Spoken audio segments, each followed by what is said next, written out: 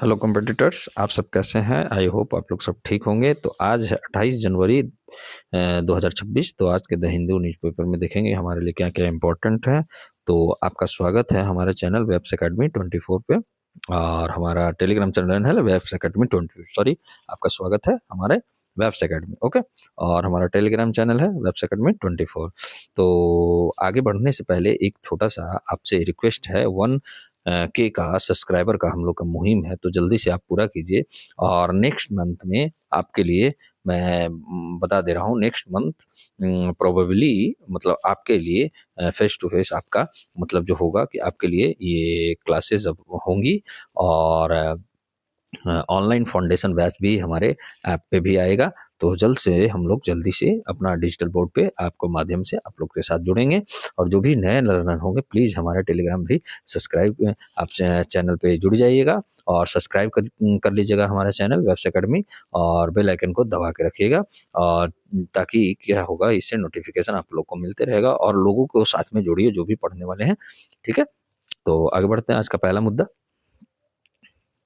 क्या है? पहला मुद्दा हमारा कि देखिए क्या है कि mother of all deals India and यूए एनहेल्स एफटीए। ठीक है, देखिए क्या है यहाँ पे, मैं आपको दिखाता हूँ। मैं आपके लिए आज ये द हिंदू का जो है ना आपका न्यूज़पेपर ऐड किया हूँ, ठीक है। Mother of all deals India and EU finalise FTA, मतलब जो फ्री ट्रेड एग्रीमेंट है ना, वो आपका क्या किया गया, फाइनलाइज किया गया है, ठीक है। European bins luxury cars to become cheaper as negotiation, ये सब जो देखिए आपको बताया गया है, मैं यहीं से आपका सिंप्लीफाई जो होता है ना, वो करके आपके लिए लाता हूँ। तो देखिए ये आपको न्यूज़ मैं दिखा रहा हूँ कि यहाँ से मैं पढ़ा रहा हूँ, ऐसा नहीं है कि मैं कहीं से अभी आपको पढ़ा दे रहा हूँ, ठीक है।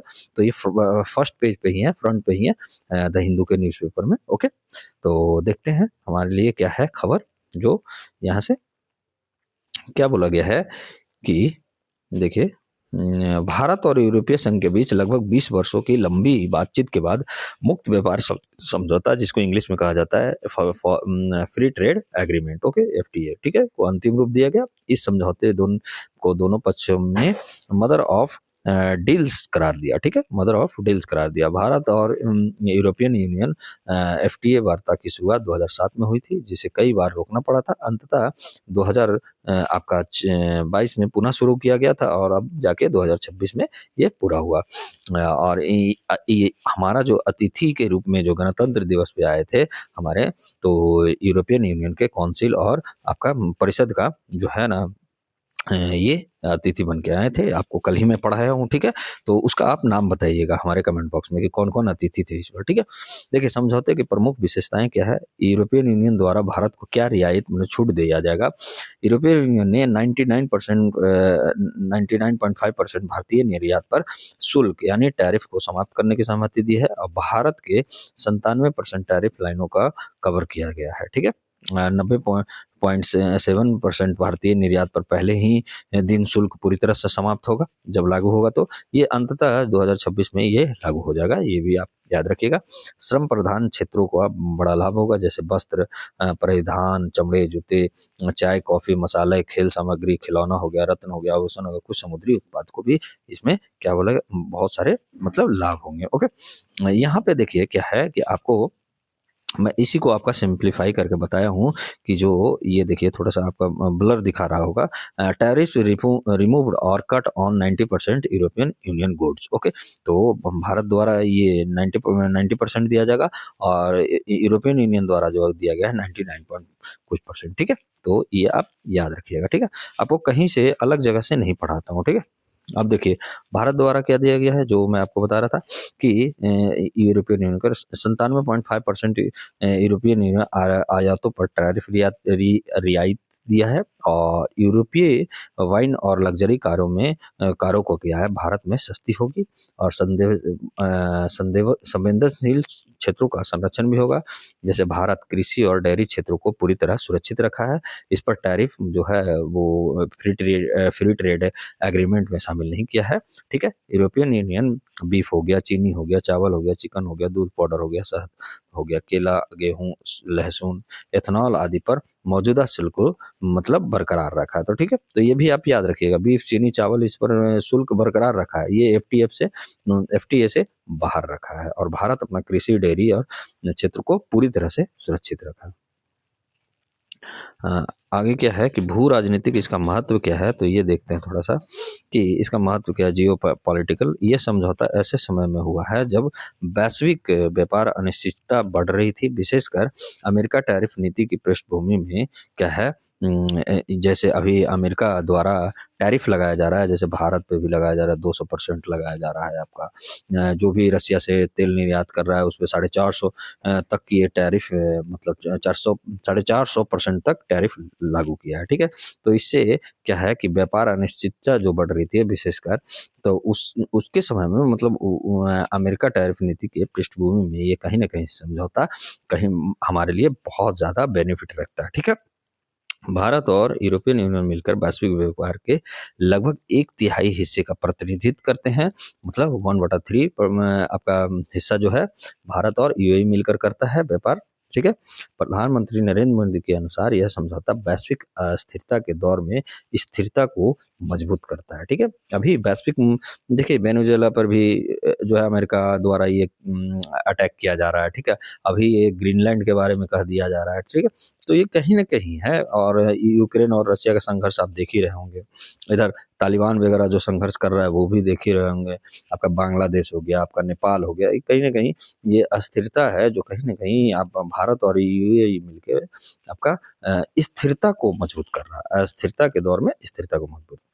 यूरोपीय आयोग की अध्यक्ष जो है उर्सुला वॉन डेर लेयन ने इस रणनीतिक निर्भरता घटाने वाले कदम बताया है। ठीक है, तो रणनीतिक निर्भरता को घटाने वाला कदम बताया है, और संदेश स्पष्ट है कि सहयोग वैश्विक चुनौतियों का सबसे बेहतर उत्तर है। ठीक है, तो ये आए थे आपका यूरोपीय आयोग के अध्यक्ष उर्सुला वॉन डेर लेयन। ठीक है, और एक और आए थे, उनका नाम बताइएगा। ठीक है, अगला जो है कि भारत के लिए संभावित लाभ क्या है, तो किसानों और एमएसएमई को यूरोपीय बाजार तक बेहतर पहुंच प्रदान मिलेगा। ठीक है, मेक इन इंडिया और विनिर्माण क्षेत्र को भी प्रोत्साहन मिलेगा, सेवा क्षेत्र हो गया, आईटी प्रोफेशनल सेवाएं आदि में सहयोग मिलेगा, निर्यात विविधीकरण और वैश्विक मूल्य श्रृंखला में बेहतर एकीकरण होगा। ओके, अब देखते हैं थोड़ा सा यहाँ पे हमारे लिए क्या इंपॉर्टेंट है, जैसे जीएस जो होगा आपका मेंस का, तो उसमें आता है जीएस पेपर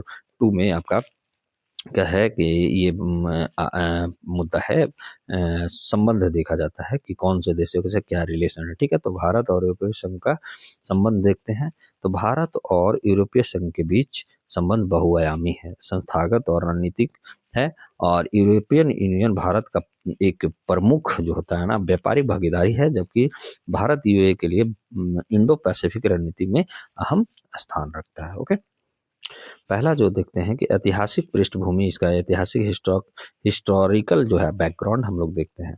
1962 में भारत यूरोपीय आर्थिक समुदाय के बीच राजनयिक संबंध, ठीक है, 1962 में, और 2004 में जो है रणनीतिक साझेदारी की स्थापना हुआ था, और 2007 से एफटीए के वार्ता की शुरुआत हो गई थी, और 2022 में फिर से एफटीए वार्ता पुनः आरंभ हुआ, और 2024-25 में Bharat European union free trade agreement को अंतिम रूप दिया गया।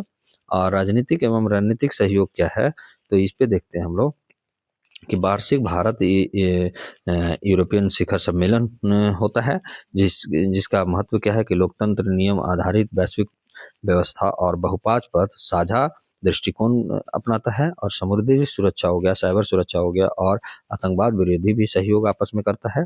और यूरोपियन यूनियन की इंडो पैसिफिक जो स्ट्रैटेजी है उसमें भारत एक केंद्रीय भागीदारी के रूप में शामिल है। ओके, यहाँ पे देखते हैं कि आर्थिक और व्यापारिक संबंध क्या है हमारा, तो यूरोपियन यूनियन भारत का सबसे बड़ा एक व्यापारिक भागीदार में से एक है। हाल ही भारत और यूरोपियन फ्री ट्रेड एग्रीमेंट हुआ, भारत का अब तक का सबसे बड़ा ये फ्री ट्रेड एग्रीमेंट माना जा रहा है, तो ये भी आप याद रखिएगा। एमएसएमई हो गया, टेक्सटाइल हो गया, जेम्स ज्वेलरी को भी लाभ मिलेगा। निवेश क्या है कि यूरोपियन यूनियन भारत में प्रमुख एफडीआई स्रोत में भी है, और ग्रीन एनर्जी हो गया, इंफ्रास्ट्रक्चर हो गया, डिजिटल सेक्टर में निवेश किया जाता है, और आपका प्रौद्योगिकी हो गया, डिजिटल सहयोग भी किया जा रहा है। ओके आपस में। और ट्रेड एवं टेक्नोलॉजी काउंसिल जो होता है ये उसमें भी सहयोग आपस में किया जा रहा है, ठीक है। सेमीकंडक्टर बनाने में AI, 5G 6G, quantum technology, digital public infrastructure पर जो सहयोग आपस में स्थापित किया जाता है, ठीक है। तो ये हमारा क्या है, जल देखिए यहाँ पे है ना, जलवायु और सतत विकास में क्या है, इस पे भी कदम साथ में सहयोगात्मक दृष्टि अपनाते हैं। भारत यूरोपियन यूनियन जो है clean energy and climate partnership भी अपनाते हैं, ठीक है। जैसे कार्बन न्यूट्रलिटी हो गया, हरित हाइड्रोजन हो गया।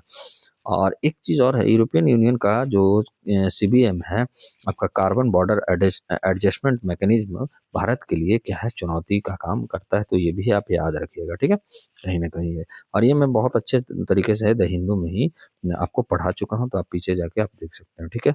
अब क्या है कि यहाँ पे है लोगों के बीच संबंध भी है, पीपल टू पीपल जो इंटरेक्शन है, ठीक है। जैसे हो गया शिक्षा के लिए, अनुसंधान के लिए, आपका स्किल डेवलपमेंट और मोबिलिटी है, प्रवासी भर्तियों की भी भूमिका इसमें अधिक है, ओके। प्रमुख चुनौतियाँ क्या है, तो वो भी थोड़े से देखते हैं। यूरोपियन यूनियन का जो CBMA है, जो कार्बन बॉर्डर एडजस्टमेंट मैनेजमेंट जो टैक्स लगाता है, और पर्यावरण मानक कहीं ना कहीं भारत के लिए चुनौती है। डेटा संरक्षण और डिजिटल टैक्स चुनौती बनकर उभरता है। कृषि एवं डेयरी पर मतभेद भी है। यूरोपियन यूनियन भी चाहता है कि हम क्या है कि भारत के कृषि एवं डेयरी उत्पाद में क्या करें कि टैरिफ जो हटा दिया जाए, ताकि इसका भी भारत में आके डेयरी और कृषि का मतलब निवेश किया जा सके, ओके। मानवाधिकार का और श्रम मानकों पर यूरोपियन यूनियन की भी चिंता है। वे फॉरवर्ड क्या हो सकता है, तो फ्री ट्रेड एग्रीमेंट को का प्रभावी क्रियान्वयन होना चाहिए। सप्लाई चेन विविधीकरण में सहयोग होना चाहिए। इंडो पैसिफिक में रणनीतिक समन्वय की जरूरत है। और ग्रीन टेक्नोलॉजी में संयुक्त निवेश करने की आवश्यकता है। यूरोपियन यूनियन है क्या, ये भी थोड़ा सा हम लोग जानते हैं। तो क्या है, यूरोपियन यूनियन 27 यूरोपीय देशों का एक राजनीतिक और आर्थिक संघ है, जिसका उद्देश्य है सदस्य देशों के बीच शांति, स्थिरता, आर्थिक सहयोग और एकीकृत बाजार को बढ़ावा देना है। गठन और विकास कैसे हुआ था, तो 1992 में आपका मैट्रिक्ट संधि जो हुआ था, मास्ट्रिक्ट जो संधि हुआ था, उसके तहत ये 1993 में यूरोपीय संघ की औपचारिक स्थापना 1993 में हुआ था। पहले इसे यूरोपियन इकोनॉमिक कम्युनिटी कहा जाता था। 2020 में यूनाइटेड किंगडम UAE से बाहर हो गया, ब्रेग्जिट, ठीक है।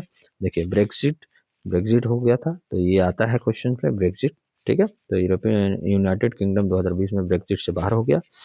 और सदस्य देश जो है, ये आपका कुल जो है 27 सदस्य देश है, जिसमें प्रमुख देश है जर्मनी हो गया, फ्रांस हो गया, इटली हो गया, स्पेन हो गया, नीदरलैंड, ये सब प्रमुख देश है। तो इनका नाम भी याद रखिएगा, ओके। अगला जो हमारा क्या कह रहा है कि इसका उद्देश्य क्या है, तो इसका उद्देश्य भी थोड़ा सा हम लोग देखते हैं क्या है, कि वस्तु सेवाओं और पूंजी और लोगों की मुक्त आवाजाही है, ठीक है।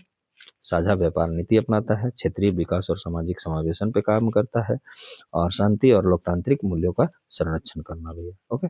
प्रमुख संस्थाएं इसमें क्या है, तो पहला जो आपका संस्थाएं हैं, यूरोपियन कमीशन है, ठीक है। यूरोपियन आयोग कार्यकारी निकाय है, एक कानून को प्रस्तावित करता है। यूरोपियन पार्लियामेंट दूसरा हो गया आपका, जनता द्वारा चुनी गई संस्था है, कानून और बजट को मंजूरी प्रदान करता है। कौन, यूरोपियन पार्लियामेंट। ये इस तरीके से क्वेश्चंस आपको बना सकता है, ओके। आपका थर्ड जो है हमारा क्या है, सदस्य देशों की सरकारों का प्रतिनिधित्व, जैसे European council of the European union, ठीक है। यूरोपियन काउंसिल क्या है, नीति दिशा तय करता है। और court of justice of the European union जो है, यूरोपियन कानूनों की व्याख्या करता है। तो ये इनकी संस्थाएं हैं। अब यूरोपियन यूनियन का विशेषताएं क्या है, कि विश्व का सबसे बड़ा एकीकृत बाजार है, कई देशों में साझा मुद्रा है जैसे यूरो, ठीक है। वैश्विक व्यापार में प्रमुख भूमिका निभाता है। और वैश्विक भूमिका क्या है इसका, कि WTO हो गया, G20 में प्रभावशाली है, जलवायु परिवर्तन पर, मानवाधिकार पर, बहुपक्षवाद का समर्थक है, इंडो पैसिफिक रणनीति में सक्रिय भूमिका निभाता है। तो ये वैश्विक भूमिका भी इसका अहम हो जाता है। अगला देखिए, यहाँ पे 2023 में UPSC में आपके लिए सवाल आया था, क्या था, यूरोपियन यूनियन के बारे में निम्नलिखित कथनों में कौन सा कथन सही है, ठीक है। तो पहला कथन क्या है कि यूरोपियन यूनियन के सभी सदस्य देशों ने यूरो को अपनी मुद्रा के रूप में अपनाया है, ऐसा कहीं नहीं है। यूरोपियन यूनियन को अपनी विदेशी और सुरक्षा नीति है, ठीक है। यूरोपियन यूनियन की अपनी विदेश सुरक्षा नीति है, तो ये सही है। यूरोपियन यूनियन का गठन मास्ट्रिक्ट संधि जो हुआ था 1992 में, उसके तहत हुआ था, तो ये भी सही है, ठीक है। तो आपका 2 और 3 हमारा सही है, तो किसमें है 2 और 3? आपका किसमें है? तो यूरोपीय देशों ने, सभी देशों ने 2 और 3 हमारा ऑप्शन नंबर बी में है, ठीक है। पहला गलत है, सभी ने यूरो को नहीं अपनाया, कुछ देशों ने इसको अपनाया है, ठीक है। अगला जो है 2020 में देखिए प्रश्न पूछा गया है कि यूरोपीय संघ कौन सी संस्था कानून प्रस्तावित करने का कार्य करता है? तो प्रस्तावित करने का कार्य करता है यूरोपियन कमीशन। तो ये भी आप याद रखिएगा, इस तरीके से आपको 2020 में पूछा है। और यहाँ पे देखिए सभी देशों ने यूरो नहीं अपनाया था पिछले का, पोलैंड और हंगरी जैसा देश नहीं अपनाया। ओके, आगे का जो है अगला जो मुद्दा है, क्या कह रहा है कि ये spark to drive India's ELCV transition. देखिए क्या है, लाइट जो आपका कॉमर्शियल व्हीकल है ना, जो हल्के वाणिज्य वाहन है, उसका ट्रांजिशन का मतलब क्या है कि देखिए क्या है मुद्दा, ई कॉमर्स और लॉजिस्टिक्स विस्तार के साथ हल्के वाणिज्यिक वाहन जो है LCV से 3.5 टन से कम वजन वाले ट्रक भारत की आपूर्ति श्रृंखला की रीढ़ बन चुके हैं। विडंबना यह रही है कि जहां यात्रियों कारों के लिए आपका कॉर्पोरेट एवरेज फ्यूल इफिशियंसी मानक लागू है, वहीं LCV से आपका लाइट कॉमर्शियल व्हीकल लंबे समय तक नियामकीय अंधे क्षेत्र यानी रेगुलेटरी ब्लाइंड स्पॉट में रहे हैं। तो ये क्या है पहल, थोड़ा सा हम लोग ये देखते हैं कि हालिया पहल में है कि जो ब्यूरो ऑफ एनर्जी इफिशिएंसी का प्रस्ताव है 2025 के जुलाई में आया था कि ऊर्जा दस्ता ब्यूरो ने क्या कहा था कि LCV के लिए ईंधन खपत और COT जो है उत्सर्जन मानक का मसौदा जारी किया था। लागू अवधि जो है आपका 2027 से 32 तक होगा, और यह कदम जो होगा भारत की डिकार्बोनाइजेशन और क्लीन ट्रांसपोर्ट रणनीति के अनुरूप में होगा। ऑटोमोबाइल कंपनियों ने लागत और मूल्य संवेदनशीलता का हवाला देकर छूट मांगी थी, लेकिन सरकार ने इसे क्या किया था, अस्वीकार कर जलवायु प्रतिबद्धता का संकेत दिया था। अब LCV क्यों महत्व है, लाइट कॉमर्शियल व्हीकल जो है क्यों महत्वपूर्ण है? 2024 में ये वाणिज्यिक माल वाहनों का आपका 48% था, लेकिन इलेक्ट्रिफिकेशन केवल इसका 2% हुआ। औसत उत्सर्जन क्या रहा आपका? कुल LCV फ्लीट जो हुआ आपका 147.5 ग्राम आपका कार्बन डाइऑक्साइड प्रति किलोमीटर उत्सर्जित किया। और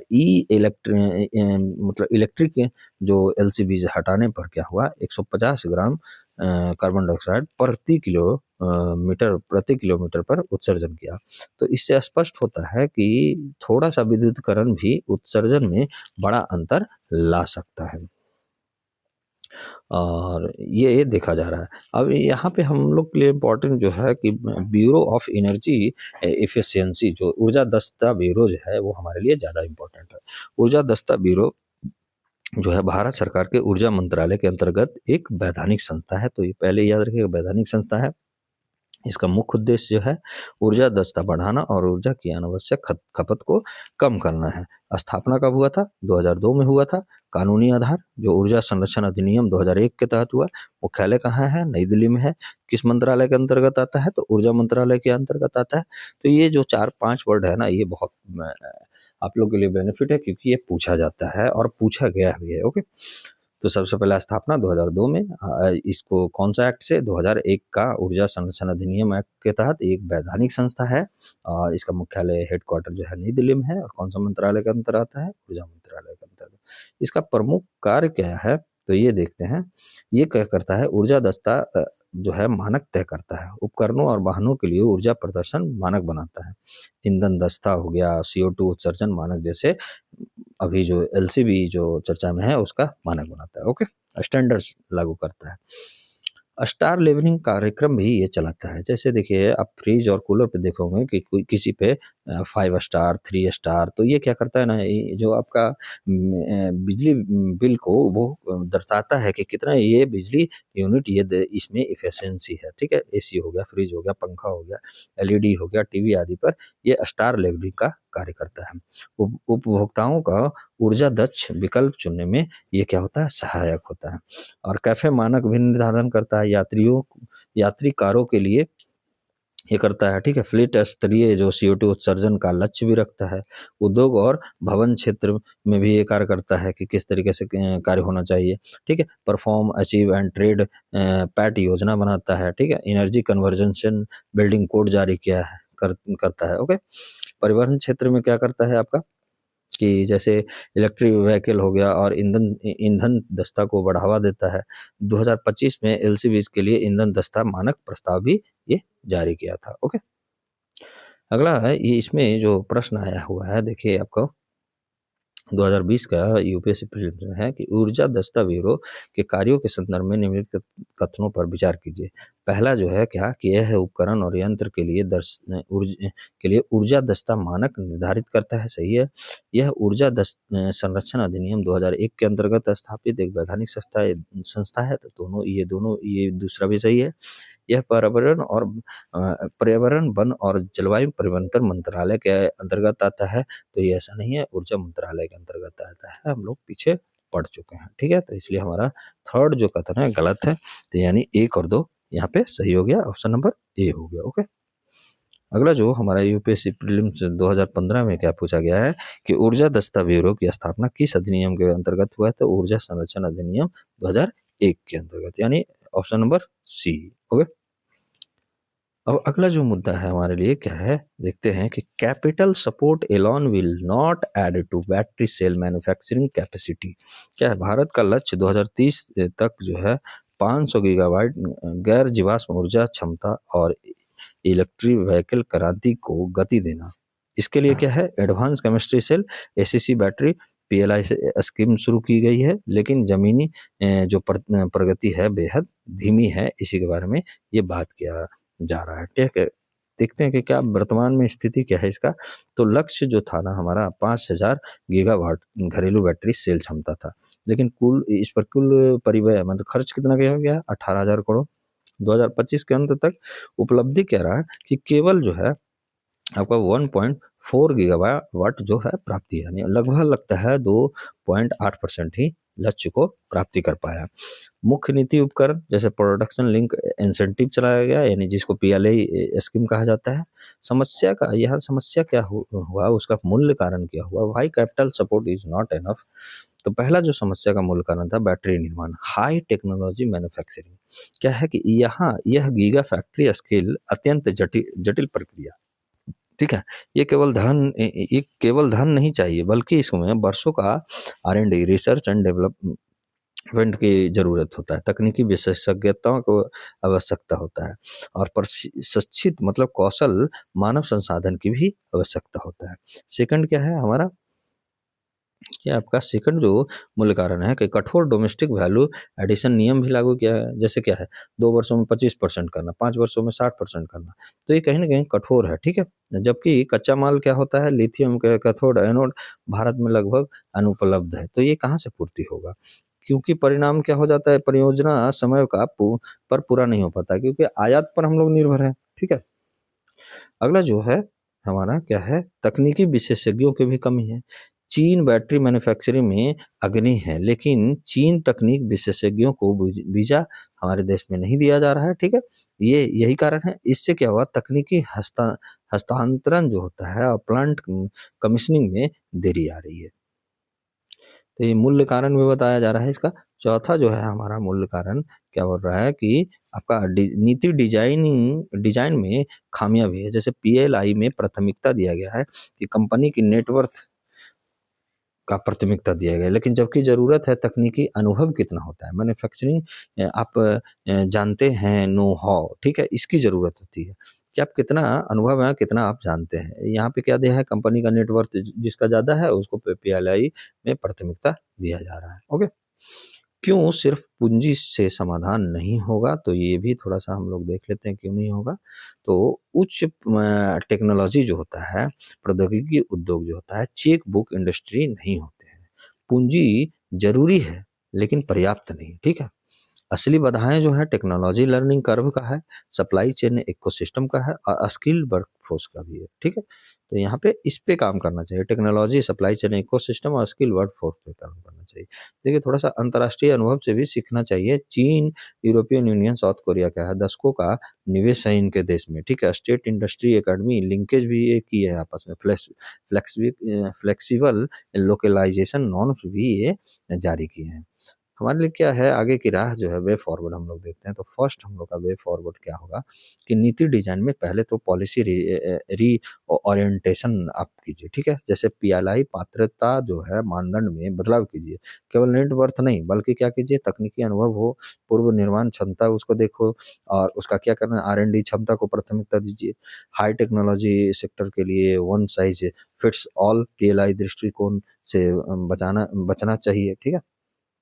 दूसरा क्या करना चाहिए हमारा कि जो डोमेस्टिक वैल्यू एडिशन नियमों को में यथार्थवाद जो है, डीबीए लक्ष्यों को चरणबद्ध मतलब फेज वाइज आपको लाना चाहिए। देखिए और क्या है, तकनीक विशिष्ट बनाना चाहिए। शुरुआती शुरुआती जो वर्षों में क्या है ना, कच्चे माल और की कंपोनेंट्स के आयातों से अस्थायी छूट प्रदान करने की आवश्यकता है।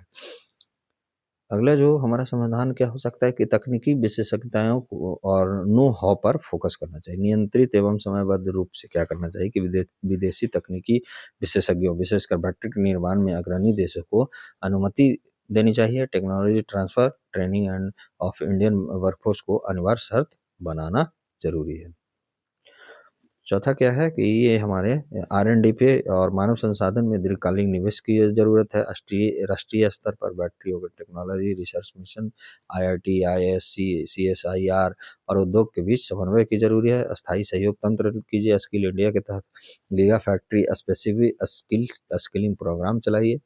और पांचवा क्या है कि संपूर्ण वैल्यू चेन जो विकास है, इकोसिस्टम अप्रोच जरूरी है। केवल सेल असेंबली नहीं बल्कि cathode, anode, electrolyte, battery management system आपका हो गया। क्रिटिकल मिनरल्स स्ट्रेटजी, विदेशों में खनिज परिसंपत्तियों में निवेश की जरूरत है। रिसाइकलिंग होना चाहिए। अर्बन माइनिंग को बढ़ावा देने की आवश्यकता है। छठा क्या है कि समय सीमा कुछ जो है आपका दंड प्रावधान का लचीलापन होने की जरूरत है। शुरुआती चरणों में कठोर पेनल्टाइज के बाद जो है क्या है आपका हैंड होल्डिंग अप्रोच करना चाहिए। प्रगति आधारित माइलस्टोन अपनाना चाहिए, जैसे प्यूनिटिव नहीं बल्कि करेक्टिव नीति अपनाने की आवश्यकता है। और अंतर्राष्ट्रीय अनुभव से सीखना चाहिए, जैसे चीन का, यूरोपियन यूनियन का मॉडल से दीर्घकालीन राज्य समर्थन जैसे देता है, मार्केट क्रिएशन करता है, रेगुलेशन करता है, इनोवेशन का संयोजन करता है। भारत को भी इसी तरीके से में क्या करना चाहिए, मेक इन इंडिया से मेक फॉर द वर्ल्ड की ओर बढ़ने की आवश्यकता हो। इसमें देखिए कि आप लोग के लिए क्या है कि यूपीएससी का जो अपना मेंस का है, ये देखिए 2023 में आया कि भारत में विनिर्माण क्षेत्र के विकास में बाधाएं क्या है, मेक इन इंडिया पहल इन बाधाओं को कैसे दूर कर सकती है। तो ये आप लिखिएगा हमारे Telegram channel webs academy academy 24 पे, ठीक है, एकेडमी 24, ओके। तो इस पे आप जाके सबमिट कर सकते हैं।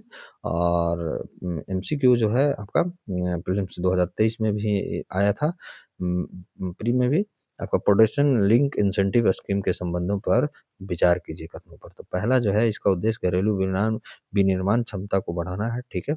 इसमें प्रोत्साहन पूंजी निवेश की मात्रा पर निर्भर करता है, ऐसा नहीं है नेटवर्क क्या है, ठीक है। तो ये आपका क्या है ऑप्शन नंबर ए, ओके, केवल एक, ओके। अगला जो हमारा मुद्दा है यहाँ पे यूजीसी के बारे में है। देखिए यहाँ पे आपको नहीं लिख पाया हूँ मैं यहाँ पे कि यूजीसी का जो नया जो यूजीसी इक्विटी जो रेगुलेशन है ना 2026, उसका स्टूडेंट लोग विरोध कर रहा है, ठीक है। तहत किसी केंद्रीय शिक्षा मंत्री कौन है, प्रधान धर्मेंद्र प्रधान जो है क्या है बोल रहे हैं कि यूजीसी के नए इक्विटी रेगुलेशन 2026 के तहत किसी के साथ भेदभाव नहीं किया जाएगा और इस कानून का कोई भी दुरुपयोग नहीं कर सकेगा। उन्होंने यह स्पष्ट किया कि रिश्योरेंस तब दिया जाए जब देश भर में छात्रों और अन्य समूहों ने इन नियमों के खिलाफ प्रदर्शन की चिंताएं क्या कह रहा है जताई है, ओके। क्या हुआ है ये ना कि यूनिवर्सिटी ग्रांट्स कमीशन ने 13 फरवरी 2026 को नई प्रमोशन ऑफ इक्विटी रेगुलेशन जारी की, ताकि उच्च शिक्षा संस्थानों में जाति आधारित भेदभाव से निपटा जा सके। इसके तहत क्या किया गया है कि मतलब कॉलेज और विश्वविद्यालयों में equal opportunity centres, equity communities और ग्रीवांस रिडर्सल सिस्टम की स्थापना अनिवार्य की गई है। सरकार का कहना है कि नियम समान अवसर और समावेशित और कैंपसेस में सुरक्षित माहौल बनाने के लिए ये लाया गया है। इसमें मुख्य प्रावधान क्या-क्या है यूजीसी इक्विटी रेगुलेशन 2026 में। तो पहला प्रावधान है इक्वल अपॉर्चुनिटी सेंटर बनाया जाएगा हर विश्वविद्यालय कॉलेज में। यूएससी का बनाना अनिवार्य है ताकि भेदभाव जाति, धर्म, लिंग और विकलांगता को रोका जा सके। दूसरा क्या है इक्विटी कमेटी होगा, हर संस्थान में इक्विटी बनेगा जो शिकायत की जांच करेगा और नीति लागू करेगा। और ग्रीवांस रिड्रेसल मैकेनिज्म होगा जहां छात्र अपना क्या करेगा छात्रों और शिक्षकों की शिकायतों की तेजी से निवारण करने के लिए एक फॉर्मल प्रक्रिया अपनाएगा। और चौथा क्या है कि इसमें ऑनलाइन कंप्लेंट पोर्टल या हेल्पलाइन जारी किया जाए। सभी शिकायत ऑनलाइन दर्ज की जा सके ताकि पारदर्शित बनी रहे और आपका रेगुलर जो है रिपोर्टिंग हो। विश्वविद्यालय को नियमित रूप से यूजीसी को रिपोर्ट देना अनिवार्य कर दिया गया है। और छठा है ट्रेनिंग एंड अवेयरनेस, संस्थानों में भेदभाव रोकने और समावेशी शिक्षा के लिए प्रशिक्षण और अवेयरनेस प्रोग्राम आयोजित करना होगा। और सातवां है नॉन कंप्लायंस पेनाल्टी, नियमों का पालन करने पर न करने पर सख्त दंडात्मक प्रावधान माने फाइनेंशियल पेनल्टी और अनडिसिप्लिनरी एक्शन भी लागू होगा। आठवां क्या है कि पीरियोडिक रिव्यू भी जरूरी है, यूजीसी समय समय पर नियमों और प्रावधान को समीक्षा करेगी। इसके लिए मुख्य उद्देश्य जो है ना क्या है मुख्य उद्देश्य की उच्च शिक्षा में समान अवसर सुनिश्चित करना है, जाति, धर्म, लिंग, विकलांगता पर जो भेदभाव होता है उसको रोकना है और सेफ एंड इंक्लूसिव कैंपस बनाना है। विरोध का मुख्य कारण क्या है, मतलब स्टूडेंट लोग जो विरोध कर रहा है उसका कारण क्या है, तो ये हम लोग देखते हैं क्या क्या कारण है। पहला कि आपका रिजर्वेशन अफर्मेटिव एक्शन का डर है। छात्रों का मानना है कि नए इक्विटी नियम आरक्षित वर्गों के अतिरिक्त लाभ जैसे कोटा हो गया, प्रायोरिटी हो गया, सुपर सीट्स जो दे दिया जाएगा, इसमें समान वर्ग के छात्रों का अवसर कम हो सकते हैं। एडमिशन एंड रिक्रूटमेंट जो इम्पैक्ट में इम्पैक्ट पड़ेगा, नियमों में इक्वल अपॉर्चुनिटी सेंटर और ग्रीवांस मैकेनिज्म के तहत भेदभाव रोकने की कोशिश की गई है। छात्रों का डर है कि एडमिशन या फैकल्टी रिक्रूटमेंट जो होगा उनमें नुकसान हो सकता है, खासकर अगर कोई प्रोसीजर आपका नॉन कंप्लायंस या इक्विटी करेक्टिव एक्शन पर लागू हो तो इसका डर बना रहेगा। और ट्रांसपेरेंसी या इम्प्लीमेंटेशन के तरीके पर भी सवाल है। कई छात्रों का कहना है कि नियम लागू करने का तरीका सही है स्पष्ट नहीं है। हेल्पलाइन हो गया, ऑनलाइन कंप्लेंट पोर्टल हो गया, इक्विटी कमिटीज हो गया जैसी व्यवस्था में से क्या होगा मिस यूज का डर सता रहा है। मेरिट वर्सेस कोटा वाला जो सिस्टम है वो कहीं ना कहीं मुद्दा बना रहेगा। छात्रों का दावा है कि नियम मेरिट बेस्ड सिलेक्शन पर असर डाल सकता है। उन्हें लगता है कि नियम क्वालिफिकेशन या परफॉर्मेंस के बजाय इक्विटी बेसिस पर सिलेक्शन कर सकते हैं। और पॉलिटिकल या टाइमिंग कंसर्न भी जताया गया विरोध का समय भी एकेडमिक कैलेंडर एग्जाम सेशन के दौरान आया है। छात्रों का कुछ हिस्सा का मानना है कि नियम बिना व्यापक कंसल्टेशन से लागू किए गए। सरल शब्दों में कहा जाए तो क्या है कि जनरल कैटेगरी स्टूडेंट का डर है कि उनके एकेडमिक करियर और अपॉर्चुनिटी पर असर पड़ेगा। और यहाँ पे और भी क्या है कि जो एआर है, एससी एसटी ओबीसी आपका प्रोटेक्शन स्पेशल इंसेंटिव प्राप्त होगा। नियम लागू करने का तरीका जो है मिसयूज हो सकता है या अनफेयर एडवांटेज का शक भी है। यहाँ पे हमारे लिए जानने का ज़रूरत है कि यूजीसी जो विरोध का समाधान क्या हम लोग दे सकते हैं। तो पहला तो अवेयरनेस और कम्युनिकेशन बढ़ाने की ज़रूरत है। छात्रों को स्पष्ट रूप से समझाना होगा कि नियम सिर्फ भेदभाव रोकना और समान अवसर सुनिश्चित करने के लिए आया है। और दूसरा क्या है कि कंसल्टेशन और डायलॉग भी ज़रूरत है। छात्रों के प्रतिनिधियों और स्टेक होल्डर के साथ नियामकों की समीक्षा और चर्चा करने की आवश्यकता है। उनकी चिंताओं को सुनकर पॉलिसी में ट्रांसपेरेंसी लाने की ज़रूरत है। और आपका थर्ड है कि ग्रेजुअल इम्प्लीमेंटेशन होना चाहिए, एक कदम से लागू करने के बजाय step by step pilot basis पे शुरू करें इसको। सेफ गार्ड, फोर्थ क्या है, सेफ गार्ड और फॉर मेरिट स्टूडेंट इंश्योर की जनरल कैटेगरी स्टूडेंट की मेरिट बेस्ड अपॉर्चुनिटी प्रभावित ना हो, ठीक है। और जो हमारा पांचवा है होगा कि मॉनिटरिंग एंड रिव्यू भी जरूरी है, यूजीसी को लगातार मॉनिटरिंग और रिपोर्टिंग करनी चाहिए। और छठा क्या है, लीगल क्लैरिटी बनाने की, यूजीसी को ऑफिशियल और क्लैरिफिकेशन या एफएक्यू जारी करनी चाहिए। यह स्पष्ट करना है कि स्टूडेंट डिस एडवांटेज नहीं होंगे, लीगल सेफगार्ड होगा, कंप्लायंस में कंफ्यूजन कम होगा। यूजीसी क्या होता है, तो आपका यूनिवर्सिटी ग्रांट कमीशन जो होता है एक भारतीय क्या है, भारतीय केंद्रीय सरकारी संस्था है, सेंट्रल गवर्नमेंट बॉडी है, याद रखिए, ये संवैधानिक वैधानिक नहीं होगा।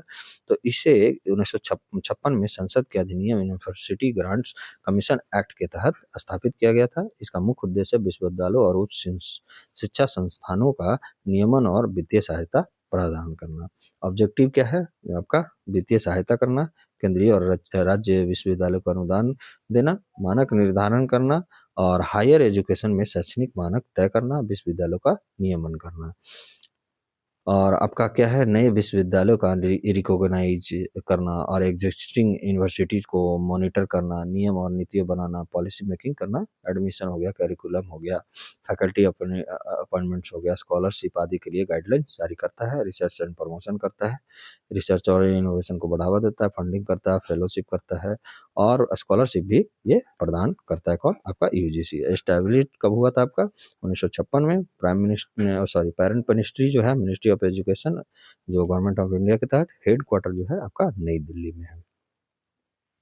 और आपका जो यहाँ पे इसके लिए जो एक क्वेश्चंस है आपका कि क्या है कि निम्नलिखित में कौन सा यूजीसी का कार्य नहीं है, तो ये क्या है, प्राइमरी स्कूल का करिकुलम नहीं बनाता है, ऑप्शन नंबर सी। और यूजीसी इक्विटी रेगुलेशन जो 2026 के अंतर्गत किस चीज़ के लिए अनिवार्य किया गया है, तो ये कि क्यों किया गया है, इक्वल अपॉर्चुनिटी सेंटर और ग्रीवांस रिडरेसल मैकेनिज्म, ठीक है। तो ऑप्शन नंबर बी है। आज बस इतना ही आपका ये आता है। और आगे का जो है आपके लिए आज के लिए बस इतना ही। आपको कैसा लगा आप ज़रूर हमारे कमेंट बॉक्स में ज़रूर बताइएगा। और 1K का जो सब्सक्राइबर का मुहिम है, आप लोग जल्दी से जल्दी सब्सक्राइब कीजिए और लोगों के साथ में जुड़िए। आज के लिए बस इतना ही। जय हिंद, जय भारत।